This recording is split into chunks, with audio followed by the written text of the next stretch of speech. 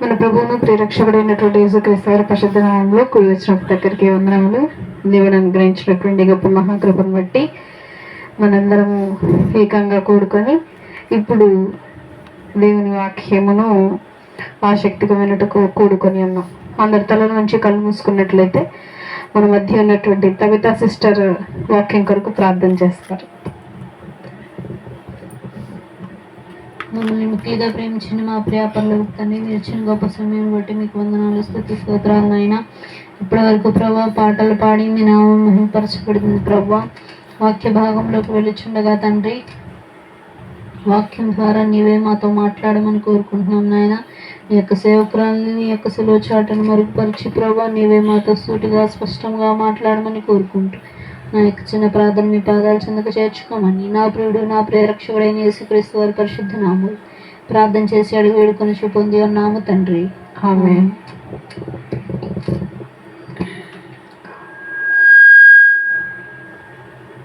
మరి ఈరోజు మనము ఆత్మీయులు ఏ విధంగా ఉండాలి అనేటువంటిది మనం ఈరోజు నేర్చుకోబోతూ ఉన్నాం. అసలు ఆత్మీయులు అంటే ఏంటి? దేవుడు అంటాడు బైబిల్లో, శరీరము దేవుని మాట వినదు, అలాగే మనుషుల మాట కూడా వినదు, కానీ ఆత్మ ఎప్పుడు అదుపులో ఉంటుందంట. ఆత్మ కానీ కంట్రోల్లో ఉండదు. ఏంటి అని అంటే శరీరము అని చెప్పి బైబిల్ చెప్తుంది. అయితే కొంతమందికి ఆత్మ కూడా కంట్రోల్లో ఉండదు. ఆత్మను కూడా కంట్రోల్లో పెట్టుకోలేని వాళ్ళు ఉంటారు. ఆత్మ కూడా నశించే స్థితిలో ఉంటుంది.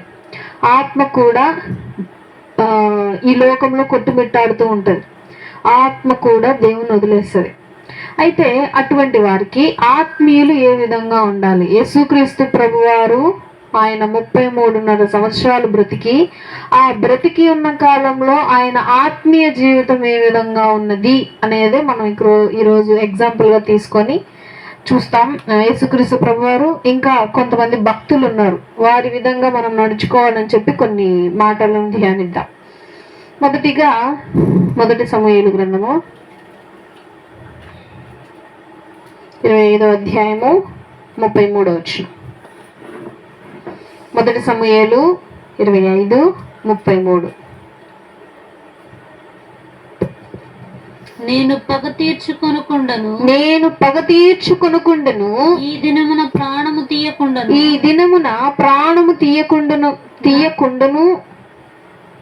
నన్ను ఆపినందుకై నీవు ఆశీర్వాదము నొందుదువుగాక.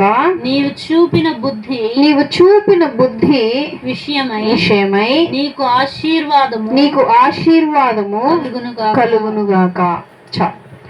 ఈ మాటలు ఎవరు చెప్తూ ఉన్నారు అని అంటే సౌలు గారు చెప్తూ ఉన్నారు. దావీదు గారు, సౌలు గారు. పైన ఇంకొంచెం 32వ వచనం చదువుతాను చూడండి. అందుకు దావీదు, నాకు ఎదురుపడుటకై నిన్ను పంపిన ఇశ్రాయేలుల దేవుడైన యెహోవాకు స్తోత్రములు కలుగునుగాక అని సౌలు గారి గురించి అంటారు. ఎందుకు అనంటే సౌలు గారికి దావీదు గారి మీద అసూయ వచ్చింది. ఎందుకు? గొలియాతుని చంపి ఇజ్రాయెల్ ప్రాంతంలో గొప్ప పేరు సంపాదించాడని చెప్పి సౌలుకి ఈర్ష్య వచ్చి దావీదుని, సౌలు ప్రాంగణంలో ఉన్నప్పుడే దావీదుని ఒకసారి ఈట తీసుకొని ఇసురుతాడు. జస్ట్ మిస్ అట్లా పక్కకు తప్పుకుంటాడు దావీదు గారు, లేకపోతే అక్కడే చనిపోయేవాడు. ఇదంతా యోనాతాను గారు గమనిస్తున్నారు. సౌలు గారి కొడుకు ఈ దావీదు ఇద్దరు బెస్ట్ ఫ్రెండ్స్. అయితే దావీదు గారిని సౌలు గారు ఎట్లా తప్పించేశారు. పారిపో, నువ్వు కానీ ఇక్కడ ఉంటే మా నాన్న నిన్ను చంపేస్తాడు. పారిపోయాడు. సౌలు వెంటాడుతూ ఉన్నాడు సౌలు గారు దావీదు గారిని. ఒక్కానొక టైంలో సౌలు గారి సైనికులు ఎవ్వరూ లేరు, దావీదు గారికి దొరికాడు సౌలు గారు. అప్పుడు దావీదు గారు అనే మాటలేంటి? ఏమన్నాడు? మనం చదువుకున్న ప్రకారం, నిన్ను అప్పగించిన నా దేవునికి స్తోత్రాలు, అయితే నేను పగ తీర్చుకోను. అదేనా? ఇంకోసారి చదువుదామా? వచ్చిన నేను పగ తీర్చుకొనకుండను ఈ దినము ప్రాణము తీయకుండను నన్ను ఆపినందుకై నీవు ఆశీర్వాదము నొందుదువుగాక. నీవు చూపిన బుద్ధి విషయమై నీకు ఆశీర్వాదము కలుగునుగాక అని ఈ మాటలు ఎవరు చెప్తున్నారు? సౌలు గారు దావీదు గారికి చెప్తున్నారు. ఇంకా కొంచెం ముందు దాంట్లో అయితే అంటాడు నాయనా అని పిలుస్తాడు సౌలు గారు దావీదు గారిని.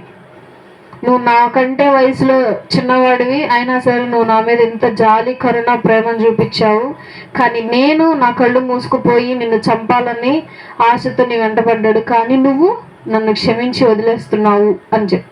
అయితే మనం ఇక్కడ ఏం నేర్చుకోవాలి అని అంటే, మనం ఎప్పటి నుంచో నేర్చుకుంటూ వస్తుంది క్షమాపణ. మన ఎడలు ఎవరైనా తప్పు చేస్తే మనం ఏం చేయాలి? ఫస్ట్ మొట్టమొదటిగా వారిని క్షమించాలి. బైబిల్లో ఒక మాట ఉంటుంది, ఒకవేళ మీరు కానీ మీ శత్రువులను క్షమిస్తే నిప్పులు తీసుకెళ్ళి ఏం చేస్తే తల మీద కుప్పలుగా పోసినట్టు అంట. మనం ఎదుటి వారిని క్షమిస్తే, మన ఎడలో చేసిన తప్పులను ఎదుటి వారిని క్షమిస్తే నిప్పులను తల మీద కుప్పలుగా పోసినట్టు. అలాగే ఇంకా ఏ విధమైనటువంటి ఆత్మీయ సంబంధం కలిగి ఉండొచ్చో చూద్దాం. యోహాను సువార్త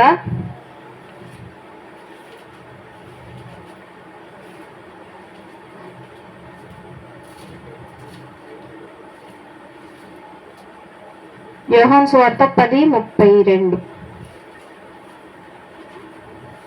యోహాను సువార్త 10:32. దీనికంటే కొంచెం పైకి వెళ్దాం. 30 వచనం నుండి చూద్దాం. 30, 31, 32. నేనును తండ్రియును ఏకమై ఉన్నావని వారితో చెప్పెను.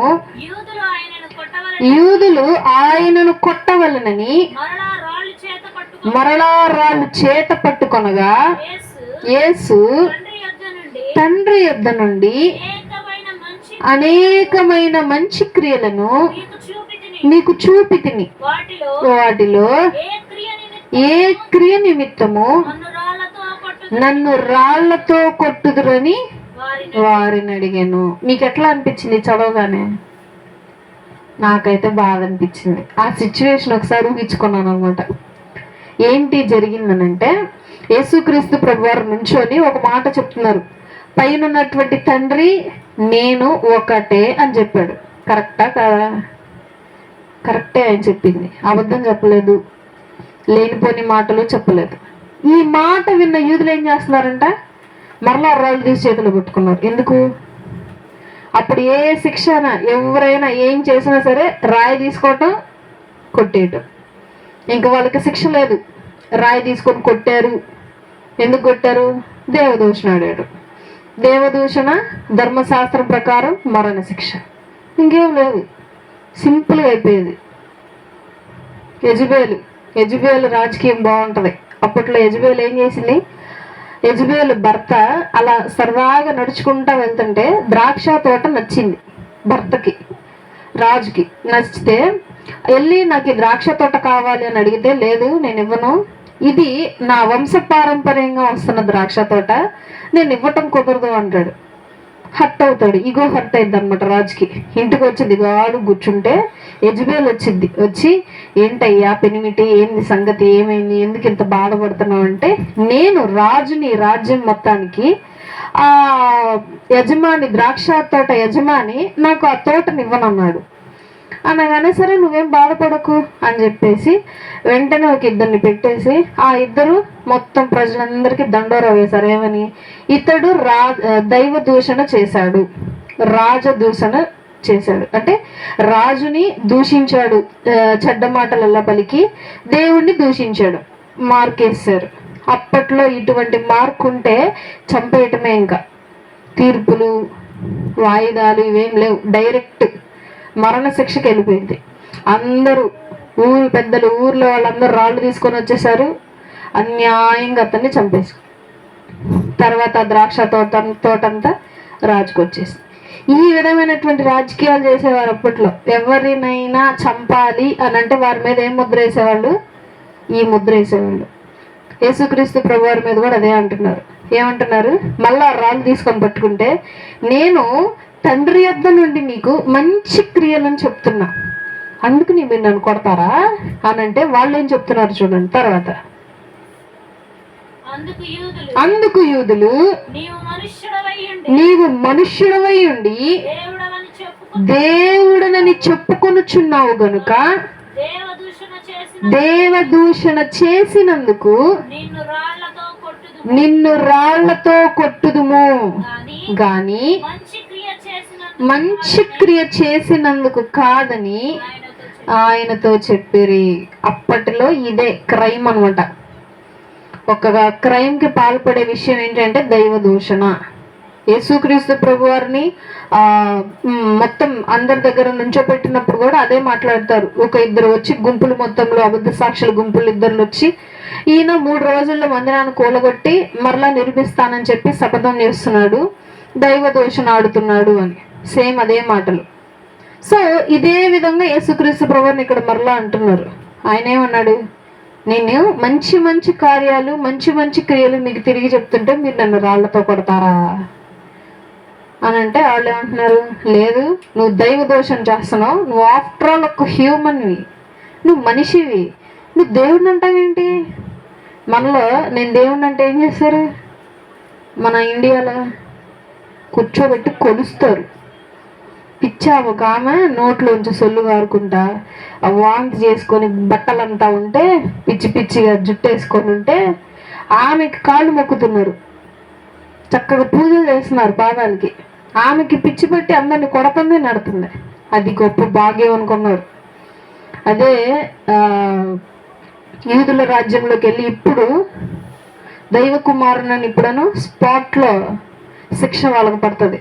అంత బాగా నమ్ముతారు అన్నమాట ధర్మశాస్త్రాన్ని, అంత ఖచ్చితంగా పాటిస్తారు వాటిలో ఉన్నటువంటి ఆజ్ఞలని.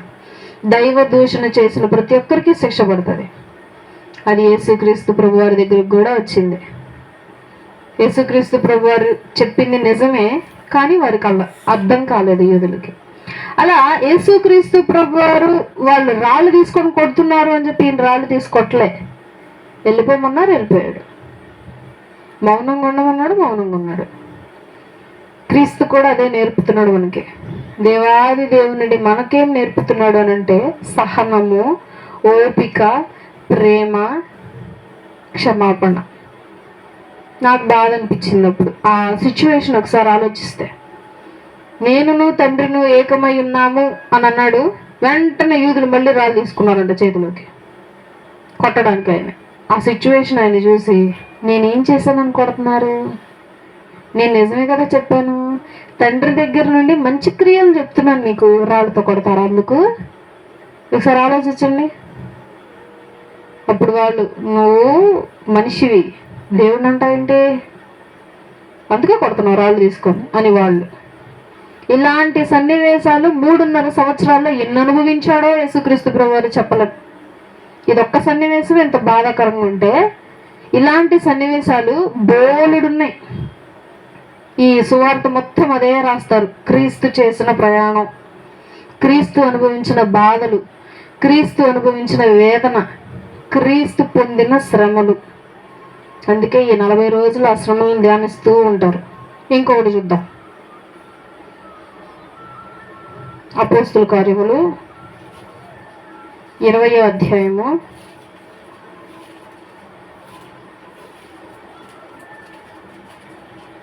35వ వచనం.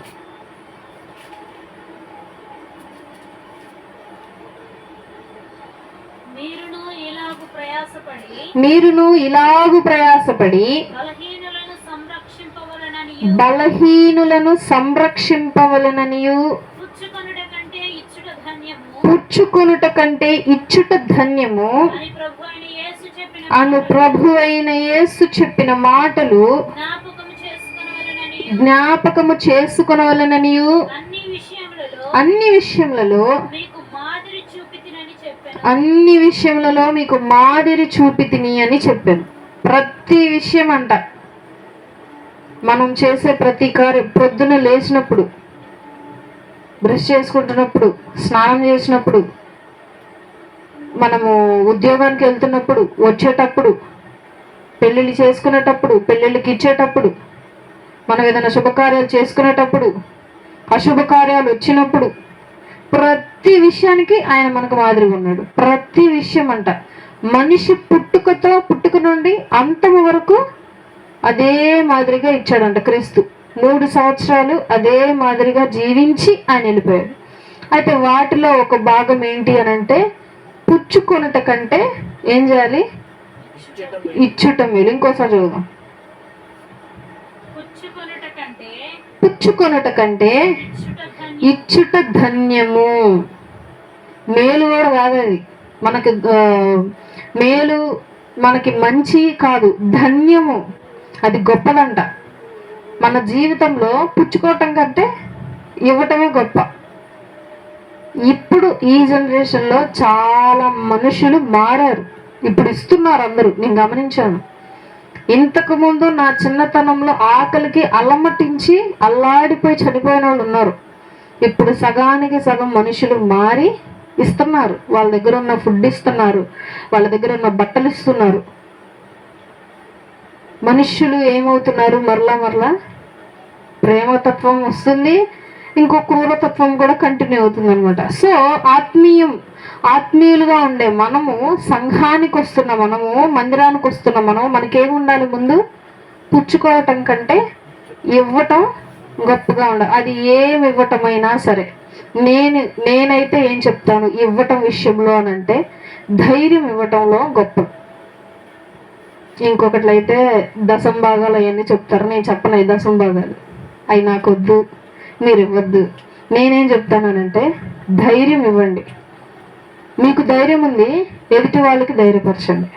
మీకు ప్రార్థన చేయటం వచ్చు, ఎదుటి వాళ్ళకి ప్రార్థన చేయటం నేర్పించండి. మీకు వాక్యం తెలుసు, ఎదుటి వారికి వాక్యం నేర్పించండి. మీకు తెలిసిన వాక్యాన్ని మీ దగ్గరే పెట్టుకోవద్దు. మీకు పాడటం వచ్చు మంచిగా, ఎదుటి వారికి మీరు స్వరాన్ని నేర్పించండి, పాడటం నేర్పించండి, స్తుతించటం నేర్పించండి, దేవుని సన్నిధికి రావటం నేర్పించండి, దేవునిలో భక్తిపరులుగా ఎదగటం నేర్పించండి. సంఘంలో ఉండాల్సినవి ఇవే. చక్కగా అందరూ ఐక్యంగా ఉండి ఒకరికొకరు ఇవే చెప్పుకుంటూ ఉండాలి. ఏమ్మా అందరు బాగున్నారా? అంతా బాగున్నా? ఇంట్లో ఏమన్నా సమస్యలు ఉన్నాయా? ఏంటా? ఉన్నాయమ్మా సమస్యలు. సరే ప్రార్థన చేద్దాం. ఇద్దరం గుమ్మిగూడి ప్రార్థన చేస్తూ ఉండాలంట. సంఘం ఎప్పుడు కలిసికట్టుగా ఉండి ప్రార్థన చేయాలంట. ఒక చైన్ లాగా అంటు కట్టబడాలి. ఒక ద్రాక్ష చెట్టుకి తీగలలో అంటు కట్టబడతాయో, సంఘం కూడా ఇలా అంటు కట్టబడి ఉండాలి. ఒకవేళ ఎక్కడైనా గ్యాప్ వస్తే సంఘం ఏమైంది? నిలబడదు, దానికి పిల్లర్ లేదు. సో ఇక్కడ దేవుడు మనకు తెలియజేసేటువంటి మాట ఏంటి అని అంటే, మన ప్రభు అయిన యేసుక్రీస్తు మనకు మాదిరిగా చూపించేటువంటి మాట, పుచ్చుకొనుట కంటే ఇచ్చుట ధన్యము. తర్వాత ఇంకొక విషయం చూద్దాము. 1 కొరింథీయులకు రాసిన పత్రిక 13వ అధ్యాయము. 1 కొరింథీయులకు రాసిన పత్రిక 13వ అధ్యాయము 4వ వచనం.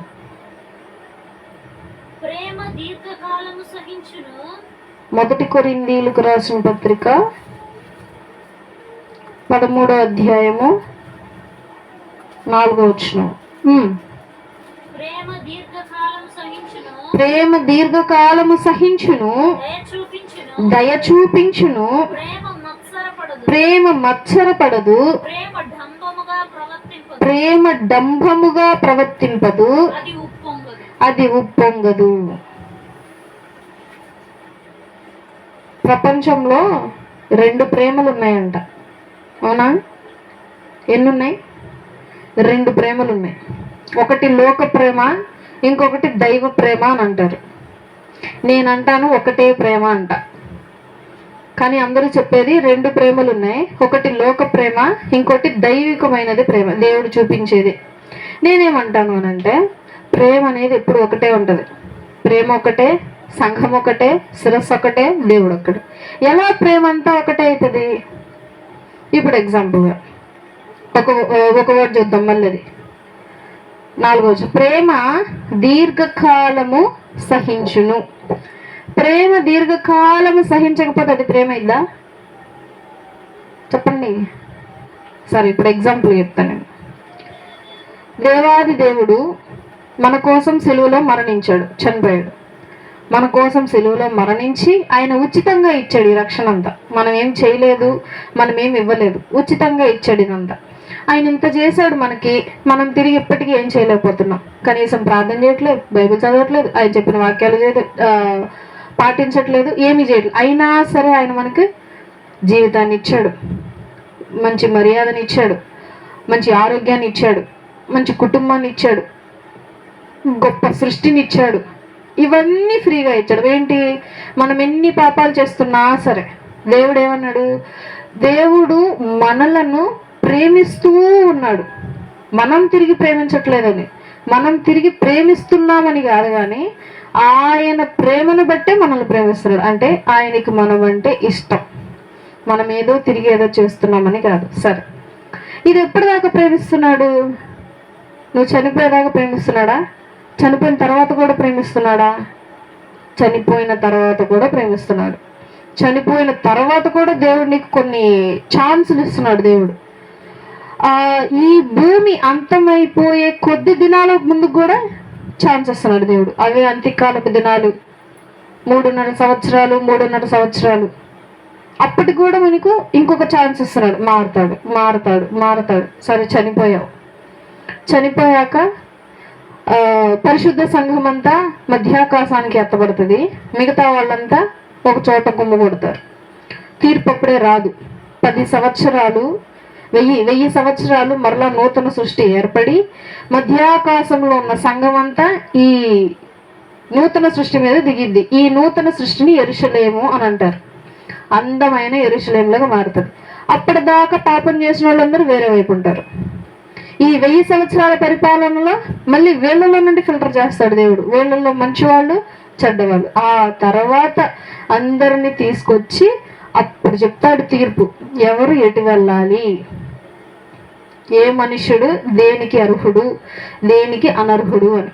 అప్పటిదాకా మనిషికి ఏంటి, మారటానికి ఛాన్స్ ఉంది. అప్పుడు ఎంత ప్రేమ అది! ఎవరు చూపించగలరా ప్రేమ? ఈ లోకంలో తల్లిదండ్రులు చూపించలేరు, భార్య భర్తలు చూపించలేరు, పిల్లలు చూపించలేరు, పెద్దవాళ్ళు చూపించలేరు, ముసలోడు ఆఖరికి కుక్కలు కూడా చూపించలేవు. అంతేనా? నువ్వు ముద్ద పెడతావు, అది నీ దగ్గరకు వచ్చింది. అదే ముద్ద దానికంటే నువ్వు ఎగ్జాంపుల్గా బిర్యానీ పెట్టావు, ఈరోజు నీ దగ్గర ఉంటుంది. తర్వాత రోజు నీ దగ్గర డబ్బులు లేక పెరుగన్నం పెట్టావు. అందరూ ఏమంటారు, కుక్క కంటే విశ్వాసంలో ఇంకెవరు ఉండరు అంటారు కదా. కుక్క గురించే తీసుకోండి. తర్వాత నువ్వు పెరుగన్నం వేసావు, తినింది. నీ ఎదురింటోడు మళ్ళీ బిర్యానీ వేసాడు. అలా వారం రోజులు బిర్యానీ పెట్టాడు. ఏం చేసిద్ది చెప్పండి? ఏం చేసిద్ది కుక్క? అంటే ఫస్ట్ నువ్వు కదా పెట్టింది దానికి తిండి. అప్పుడు ఎవరికి విశ్వాసం ఉండాలి? నీకు కదా ఉండాలి. మరి ఎక్కడికి వెళ్ళిద్ది కుక్క?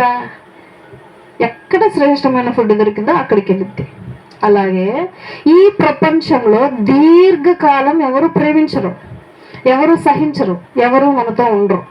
కానీ క్రీస్తున్నాడుగా, అదే చూపిస్తుంది. ప్రేమ దీర్ఘకాలము సహించును.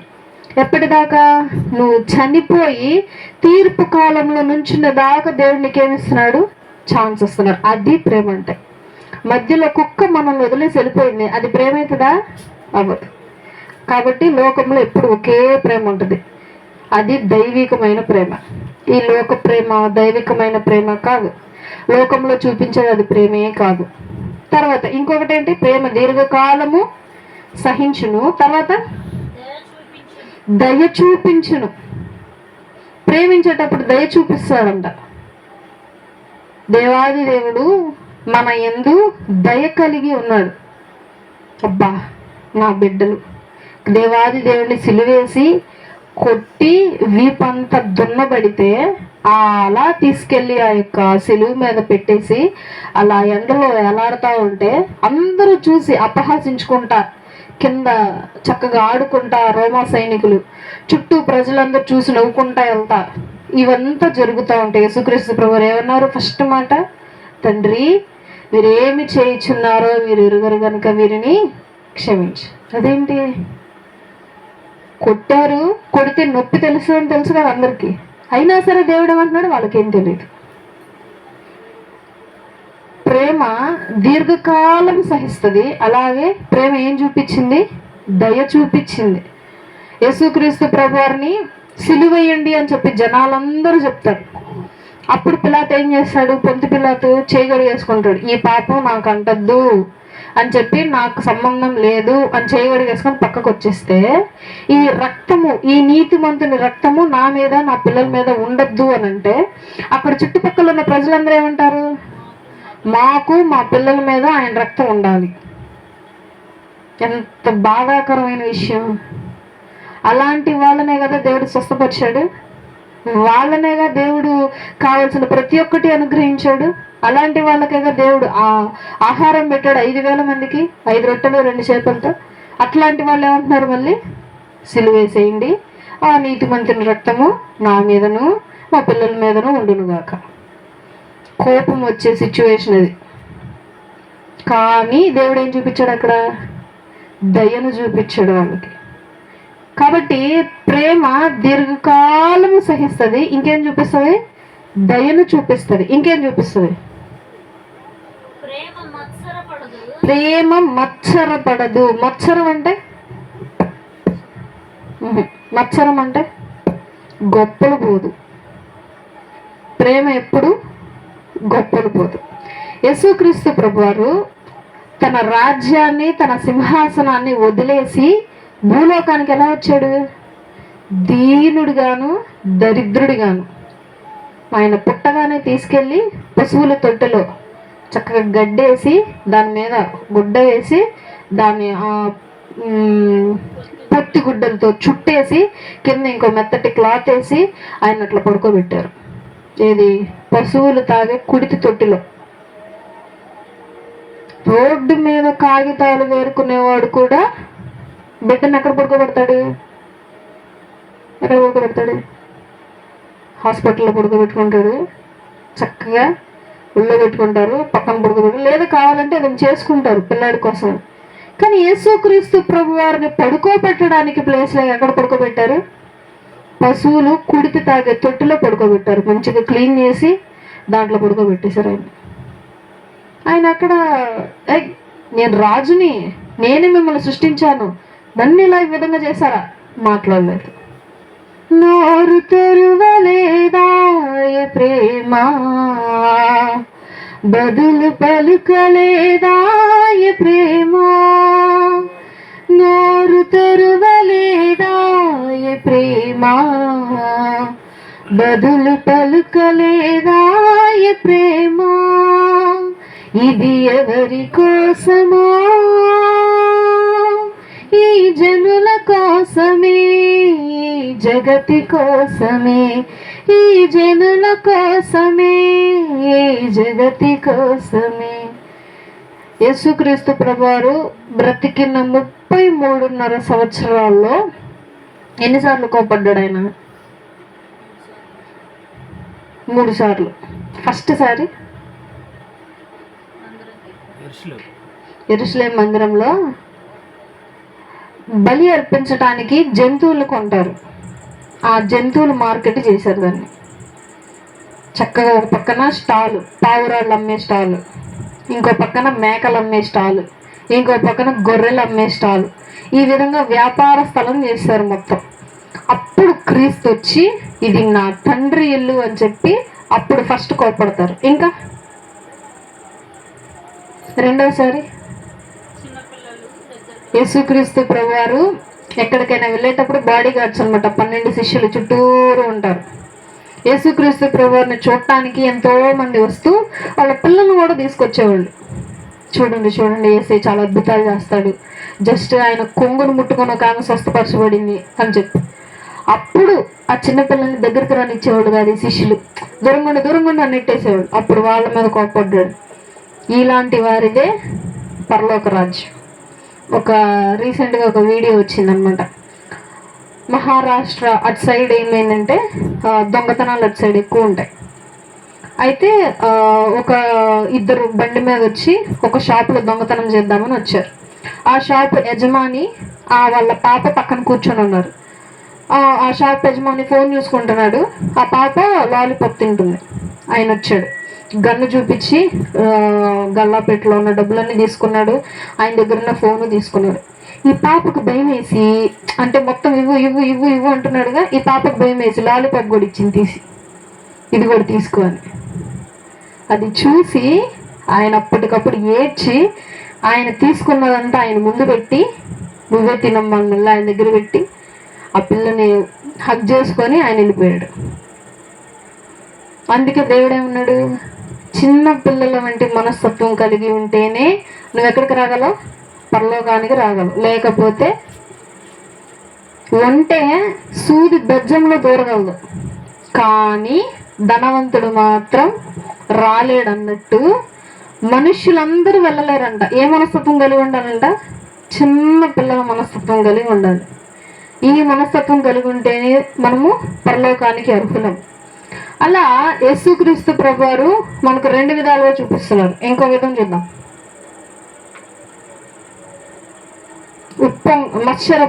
మత్సరపడదంటే గర్వపడదు. యేసుక్రీస్తు ప్రభువారు ఎక్కడను ఆయన బ్రతికున్న 33.5 సంవత్సరాల్లో ఎక్కడను గర్వమును చూపించలేదు. ఆయన ఏ విధంగా చెప్పుకున్నాడో తెలుసా, మనల్ని నేను నీ సహోదరుడను అని చెప్పుకున్నాడు. ఆయన తండ్రి ఏమని చెప్పుకున్నాడో తెలుసా, మీరు నా కుమారులు అని చెప్పుకున్నాడు. యేసుక్రీస్తు ప్రభువారికి మనం ఏమవుతాం, నాకు అన్నయ్య, నీకు అన్నయ్యే, అంతే కదా. నువ్వు ముందా ఆయన ముందా? కాబట్టి మనందరికీ ఏమవుతాడంట, ఆయన అన్నయ్య అవుతాడు. తండ్రి ఏమో మనకి తండ్రి అవుతాడు డైరెక్ట్.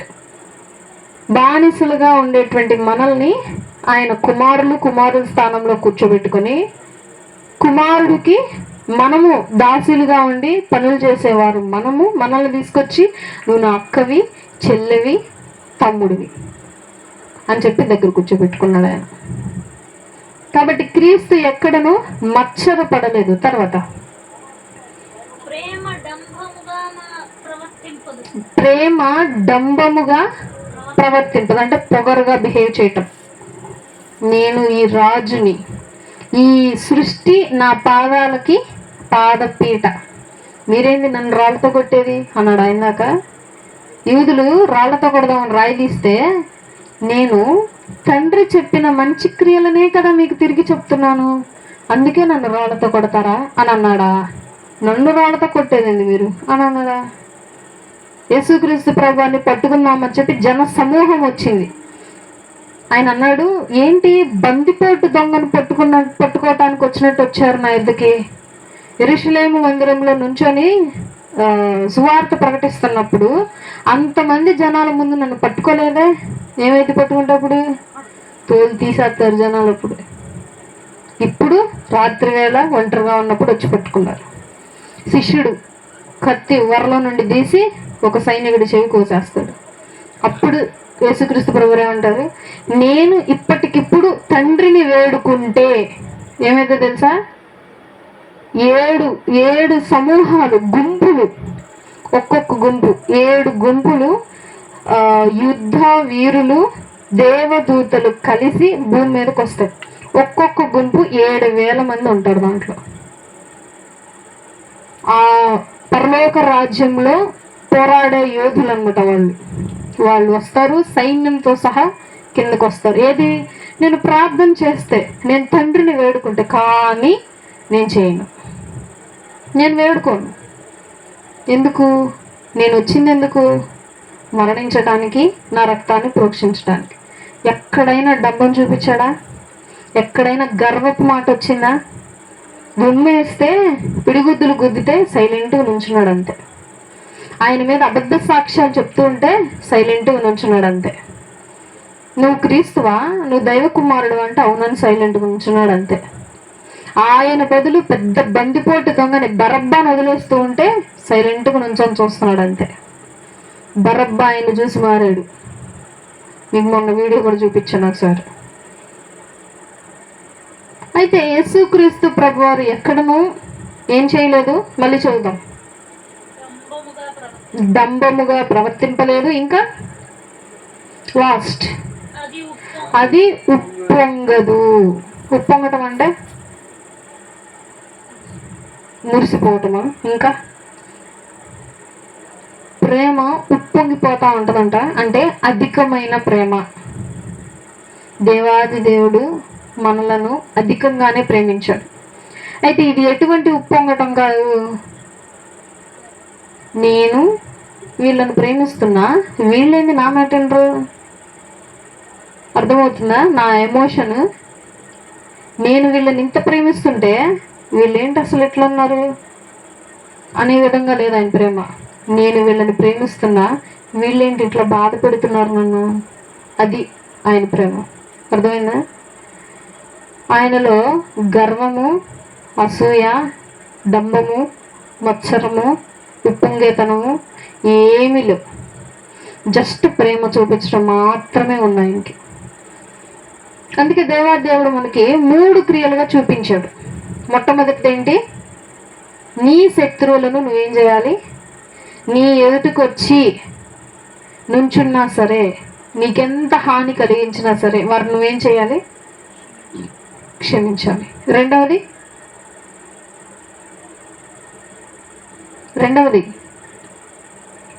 యోహాను సువార్తలో యేసుక్రీస్తు ప్రభువారు ఏం చేశారు? రాళ్లతో కొడదామని యూదులు వస్తే, నేనేం చేశానని రాళ్లతో కొడతారు అని చెప్పి దీనుడుగాను దయ చూపిస్తూ సైలెంట్గా అక్కడి నుంచి వెళ్ళిపోయాడు. యేసుక్రీస్తు ప్రభువారు ప్రాంతంలో అడుగు పెడితే రాళ్ళు పట్టుకొని ఉంచునేవాళ్ళు ఆ ఊరి ప్రజలందరూ. మా ఊరికి రావద్దు, వెళ్ళిపోను అని. ఎంత బాధాకరం అట్లా మొహం మీద చెప్తే. యేసుక్రీస్తు ప్రభు సైలెంట్గా వెళ్ళిపోయేవాళ్ళు వెనక్కి తిరిగి మళ్ళీ. తర్వాత ఇప్పుడు మనం చదువుకున్నది ప్రేమ. మళ్ళీ ఇంకొకసారి చూద్దాం ప్రేమ గురించి.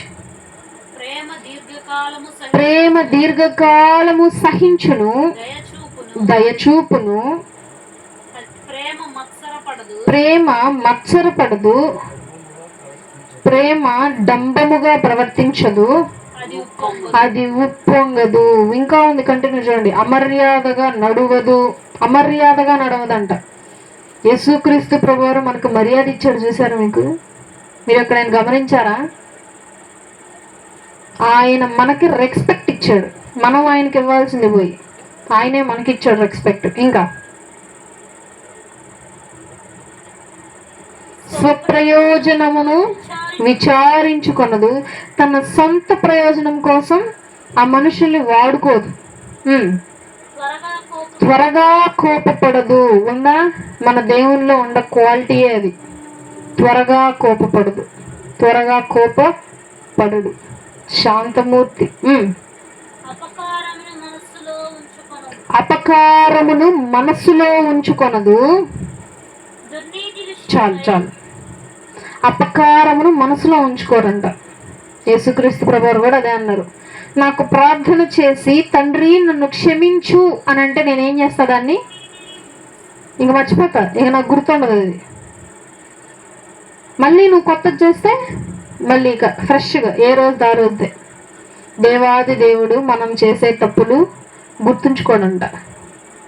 మనం ఎప్పుడైతే దేవా నన్ను క్షమించు అని అంటామో, కానీ మనుషులు నన్ను క్షమించు అన్నా సరే అదేమైపోయింది లోపల, సరే పర్లేదు అని అంటారు. కానీ అది ఉంటుంది అట్టాగా లోపల భద్రంగా దాస్తారు గదిలో తాళం వేసి.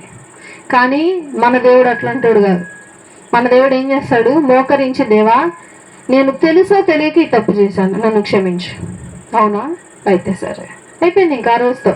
ఇంకా ఆ రోజుతో ఆ తప్పు క్షమాపణ అయిపోయింది. మళ్ళీ తర్వాత ఫ్రెష్గా నువ్వు ఆ తర్వాత రోజు ఫ్రెష్గా ఏమైనా తప్పు చేస్తే మళ్ళీ అది లెక్కలోకి వస్తుంది. సో దేవాది దేవుడు ప్రేమ స్వరూపి అని బైబిల్ మొత్తం చెప్తా ఉంటారు. అటువంటి ప్రేమ మనము కూడా కలిగి ఉండాలి. ఆత్మీయులు కలిగి ఉండవలసినవి ఇవే. ముఖ్యంగా ఉండాల్సింది ఏంటి? మనిషికి ప్రేమ. ఎదుటి వారి మీద ప్రేమ ఉండాలి, దేవాది దేవుని మీద ప్రేమ ఉండాలి, ఇరుగు పొరుగు వారి మీద ప్రేమ ఉండాలి, కుటుంబీకుల మీద ప్రేమ ఉండాలి, బీదల మీద ప్రేమ ఉండాలి, దీన స్థితిలో ఉండి నిస్సహాయ స్థితిలో ఉన్న వాళ్ళ మీద ప్రేమ ఉండాలి. అయితే ఇవన్నీ ఓకే. ఇంకో ప్రేమ ఉండాలి తెలుసా? అదేంటో తెలుసా? మనల్ని కావాలని హింసిస్తూ ఉంటారే వాళ్ళ మీద కూడా ప్రేమ ఉండాలి. అదే చెప్తుంది దేవుడు. మనల్ని అన్యాయంగా హింసించే వాళ్ళ మీద కూడా ప్రేమ ఉండాలి. మనల్ని అన్యాయంగా కొట్టే వాళ్ళ మీద కూడా ప్రేమ ఉండాలి. మనల్ని అన్యాయంగా నాశనం చెయ్యాలి అని చెప్పి పన్నాగాలు పన్నే వాళ్ళ మీద కూడా ప్రేమ ఉండాలి. అప్పుడు మనం సంపూర్ణంగా ప్రేమించినట్టు, అప్పుడు దేవాది దేవుడు మనకి చెప్పిన ఆజ్ఞలు నెరవేర్చినట్టు, లేకపోతే సగం సగం చేసినట్లు అవుతుంది. కాబట్టి దేవాది దేవుడు మనకి ఈరోజు తెలియజేసినటువంటి విధంగా మనము ఆత్మీయులుగా బ్రతుకుటకు దేవుడు ప్రతిరోజు ప్రతి క్షణము ఛాన్స్ ఇస్తున్నాడు. మనం ఏం చేయాలి? దాన్ని సద్వినియోగం చేసుకోవాలి. కాబట్టి అందరూ తలలు వంచి కళ్ళు మూసుకొని మన దేవుని కొరకు ప్రార్థన చేద్దాం, మన కొరకు ప్రార్థన చేద్దాం. దేవాది దేవుడు మన జీవితంలో మన కొరకు చేసుకుందాం. అందరు తలలు వంచి కళ్ళు మూసుకున్నట్లయితే ప్రార్థన చేసుకుందాం. పరిశుద్ధుడు పరిశుద్ధుడు పరిశుద్ధుడు నా ప్రధాన దూతలతోనూ మానవ కోటి సమూహములతోనూ పొగడబడినటువంటి తండ్రి, నీకు వందనములు, స్తుతులు, స్తోత్రములు ప్రభువా. ఎంతో మంది రోజులకు నశించిపోచుండగా మీరు మమ్మల్ని లాగు చేయకుండా మమ్మల్ని ఇప్పటికే సజీవులకు ఉంచిన విధానం బట్టి మీకు స్తుతులు, స్తోత్రం. నా తండ్రి ప్రభువా, ఈ యొక్క రాత్రి కాలమున మమ్మల్ని అందరినీ సమకూడి నా తండ్రి నిన్ను స్తుతించి గణపరిచి నీ యొక్క అమూల్యమైన మాటలు వినే కృపను అనుగ్రహించావు. నీ కృతజ్ఞతలు నా తండ్రి. అయ్యా నా ప్రభు, కూడి వచ్చిన ప్రతి ఒక్కరిని బట్టి నీ కృతజ్ఞతలు నాయన. మీరు మాకు అనుగ్రహించిన తండ్రి ప్రభు గొప్ప మాటలను బట్టి వందనాలు ఆయన. అయ్యా మీరు మాకు తెలియజేసి ఉన్నారు నా తండ్రి, ఆత్మీయులు ఏ విధంగా బ్రతకాలో తెలియజేసి ఉన్నారు. సంఘంలో ఉన్నటువంటి సంఘస్థులు ఏ విధంగా నడుచుకోవాలో మీరు నేర్పించి ఉన్నారు. అయ్యా మీరు నడిచినటువంటి బాట, మీరు జీవించినటువంటి మాదిరి నా తండ్రి మాకు నేర్పి వెళ్ళినటువంటి తండ్రి ప్రభు క్రియను బట్టి కృతజ్ఞతలు. నీవు చేసిన ప్రతి క్రియను బట్టి కృతజ్ఞతలు. నీవు చేసిన క్రియలను మేము చదివి ఉన్నాము నాయన, జ్ఞాపకం చేసుకుని ఉన్నాం. అట్టి క్రియలను మాలో అలవర్చుకున్నటకు మాకు సహాయం చేయండి నా తండ్రి ప్రభు. జ్ఞానమును తెలివిని అనుగ్రహించండి. నీకున్నటువంటి గొప్ప మనసును మేమును కలిగి ఉండటకు సహాయం చేయండి నా తండ్రి ప్రభు. అయా యొక్క ప్రయాస మేమందరం పడుటకు సహాయం చేయండి. నీవు మా ఎడలో చూపిన గొప్ప ప్రేమ నా తండ్రి ప్రభు మేము మా హృదయంలో ధ్యానించుకుంటూ నా తండ్రి ప్రభు మా యొక్క జీవితాలను గడిపే కృపను అనుగ్రహించండి. వినటువంటి వాక్య భాగం ప్రతి ఒక్కరి హృదయంలో భద్రపరచండి. వారి జీవితంలో ప్రతిరోజు ఈ యొక్క వాక్యములు నెమరు వేసుకుంటూ వారి జీవితాలను చక్కదిద్దుకున్న తండ్రి ప్రభు కృపను, తలంపును, జ్ఞానమును అనుగ్రహించండి నా తండ్రి. మీకు స్తోత్రములు ప్రభు. ఎంతో మంది ఎన్నో సమస్యలతో నీ యొక్క సన్నిధికి వచ్చి ఉన్నారు నాయన. ప్రతి ఒక్కరి సమస్యలో నీవు ఎరిగి ఉన్నావు నాయన. ఈ యొక్క నీ చిత్తానుసారం నా తండ్రి ప్రభు ప్రతి ఒక్క సమస్యను తీసివేయండి, ప్రతి ఒక్క అనారోగ్యమును తీసివేయండి నా తండ్రి. నా తండ్రి ప్రతి ఒక్కరి జీవితంలో సంతోషములను నింపగల దేవుడు నీవే నా తండ్రి. మేలులను నింపగల దేవుడు నీవే నా తండ్రి. సహాయం చేయండి నా ప్రభువ. నా తండ్రి రేపు తండ్రి ప్రభు మంటల ఆదివారమును జరుపుకొని పోతా ఉన్నాం నా తండ్రి. నిన్ను రారాజుగా నా తండ్రి ఊరేగించిన దినము నా తండ్రి. నిన్ను హోసన్నాగా తండ్రి ప్రభు ప్రపంచానికి తండ్రి పరిచయం చేసిన దినము నా తండ్రి. 33.5 సంవత్సరాలలో నా తండ్రి ప్రభు చాలా స్పెషల్ డే నా తండ్రి ప్రభు. రేపు నిన్ను నీ ప్రజలు నా తండ్రి రాజుగా ఊరేగించిన దినము నా తండ్రి. మేము ఆ దినమును ఘనంగా జరుపుకునే కృపను అనుగ్రహించండి. మా కొరకు తండ్రి ప్రభు నీవు దీనుడుగాను దరిద్రుడుగాను వచ్చి ఉన్నావు నాయన. నీ యొక్క రాజ కిరీటమును వదిలేసి వచ్చి ఉన్నావు నాయన. నేను అభిషేకించుకొనుటకు నా తండ్రి, నేను ధ్యానించుకొనుటకు, నేను పూజించుకొనుటకు నా తండ్రి, నేను స్తుతించుకొనుటకు, ఆరాధించుకొనుటకు తండ్రి ప్రభా రేపటి దినాన్ని మాకు అనుగ్రహించారు. నీ కృతజ్ఞతలు. రేపు జరగబోయేటువంటి సండే స్కూల్ కార్యక్రమంలో తోడుగా ఉండండి నా తండ్రి. సండే స్కూల్ ర్యాలీలో మీరు తోడుగా ఉండండి అయ్యా. ర్యాలీకి తిరిగేటప్పుడు నా తండ్రి బిడ్డలు చుట్టూ మీరు రకాల కాపుదలు భద్రపరచండి. ప్రయాణంలో మీరు తోడుగా ఉండండి. ర్యాలీ సంపూర్ణంగా విజయవంతంగా జరుగుటకు సహాయం చేయండి. ఎక్కడ ఏ లోటుపాట్లు జరగకుండా సహాయం చేయండి నా తండ్రి. ఎక్కడ ఏ సైతాని శక్తి నా తండ్రి ప్రభావం లేకుండా నీ యొక్క సన్నిధి, నీ యొక్క కంచె నా తండ్రి మా చుట్టూ, మా బిడ్డల చుట్టూ కంచెగా వేయండి నా ప్రభు. నీకే స్తుతులు, స్తోత్రం. ఈరోజు కార్యక్రమం తండ్రి ప్రభు విజయవంతంగా జరిగించినట్టు విధానాన్ని బట్టి మీకు స్తుతులు, స్తోత్రం. సంఘస్థులను జ్ఞాపకం చేసుకోండి. వారి జీవితంలో కావాల్సిన ప్రతి ఒక్క అవసరత మీరు వారికి అనుగ్రహించమని అయ్యా. మరలా రేపటి దినాన తండ్రి ప్రభా ఆదివార ఆరాధనలో మేమందరం ఏకంగా సమకూడిని స్తుతించి కనపరిచే భాగ్యం అందరికీ అనుగ్రహించమని యేసునామమున పెట్టి అడిగి వేడుకొంచి ప్రార్థిస్తున్నాం తండ్రి. ఆమేన్. మన తండ్రి అయిన దేవుని ప్రేమయు కుమారుడైన యేసుక్రీస్తు ప్రభువారి కృపయు పరిశుద్ధాత్మ సహవాసము మనందరికీ ఎల్లప్పుడూ తోడైండి నడిపించును గాక. ఆమేన్. అందరికీ వందనాలు.